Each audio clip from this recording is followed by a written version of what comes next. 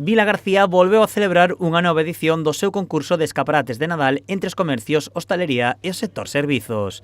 Neste 2022 participaron un total de 34 negocios, dos cales foron escollidos os 5 mellores.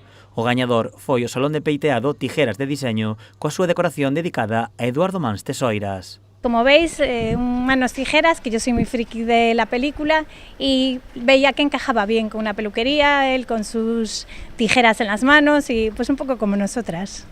Os segundos postos foron para Imaxe Moda e Vilas Bakery. O local hostaleiro creou unha decoración para somerxer aos seus clientes nun conto de Nadal.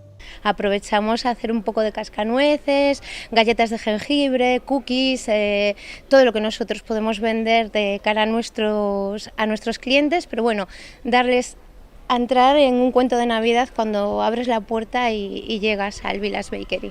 E os terceiros premios foron para Chi Home e Rubén Neira. No caso de Rubén Neira, o seu amplo decorado amosa diferentes espazos típicos do Nadal. Na aldea está todo feito con figuriñas dos miniños tamén, unha noria de pin e pon pintada, logo o resto das cousas tamén se intenta utilizar todo materiais de refugallo. O Concello destinou 1.500 euros para esta iniciativa, que se repartiron entre os 5 gañadores segundo a súa clasificación. Para o goberno local, este concurso permite fomentar a decoración e a celebración do Nadal á vez que dá un pulo aos establecementos. Pois queda que Vilagarcía estes días chama atención por cousas diferentes, chama atención polos comercios decorados e chama tamén a atención respecto a outras cidades por ese xardín efímero complementado co mercado Nadal e nos está quedando unha Vilagarcía moi navideña.